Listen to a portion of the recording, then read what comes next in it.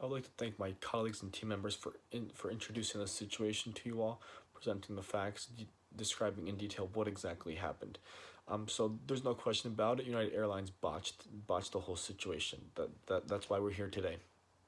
Um, so we recommend United Airlines implement three do three things immediately to right their wrongs, or attempt to right their wrongs, and prevent this from happening in the future.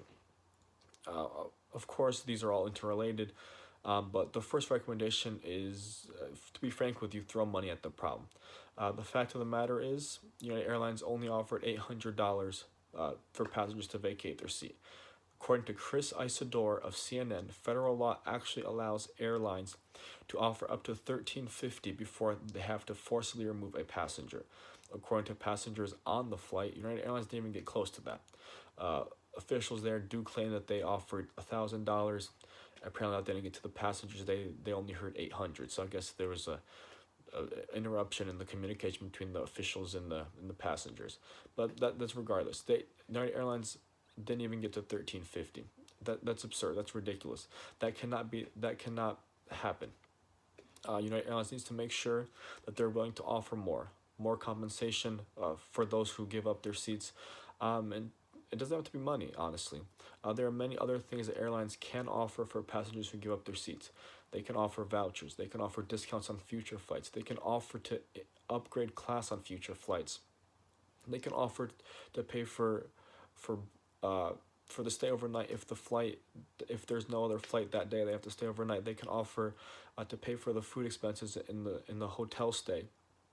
And the fact of the matter is, everyone has a price.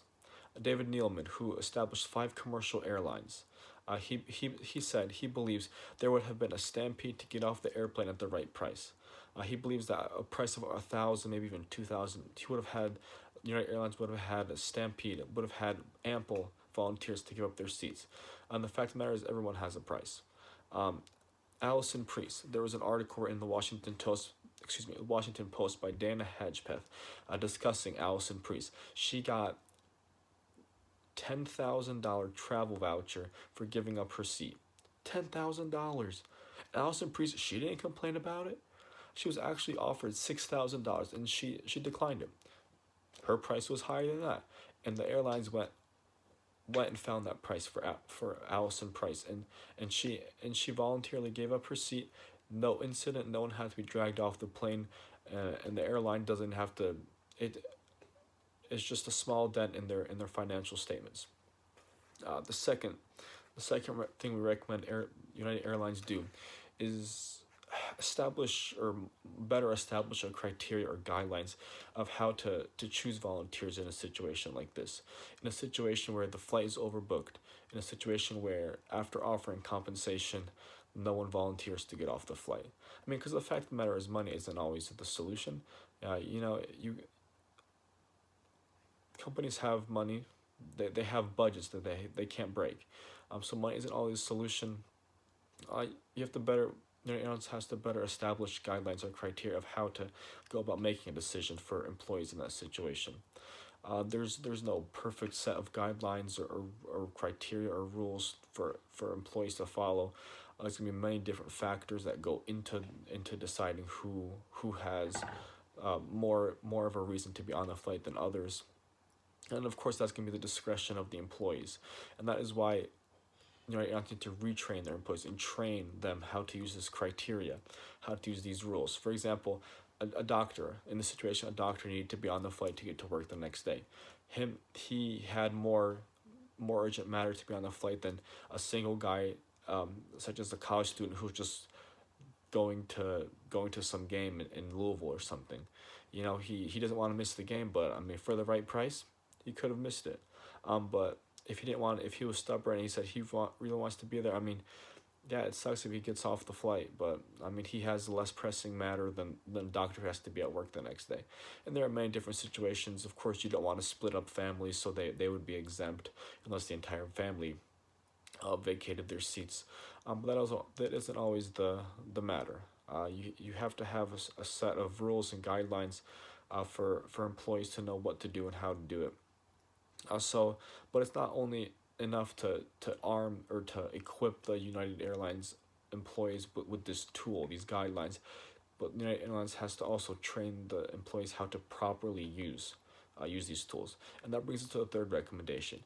United Airlines needs to retrain and upgrade their policies for all their employees, new or old, regardless of position. All United Airlines employees have to be aware of new policy changes. So the fact of the matter is, uncomfortable situations arise on a daily basis. There's always going to be a tough situation, tough customer, and you have to make sure the employees are properly prepared to handle situations like this, to approach this, to approach the situation with level heads, to to be respectful of the passengers, and understanding, level-headed, compassionate. They gotta be civil. You don't wanna. If you approach hostility with hostility, it's not gonna end. You don't fight fire with fire. You have to know how to. You have to make sure the employees know how to approach a situation like that. And it's not easy to ask someone to vacate their seat when they have paid for it, when they have every right to be there. An interview will be conducted. We asked random people at the Gatton College what they thought of this, and one interviewee said it's not fair. Simply it's not fair.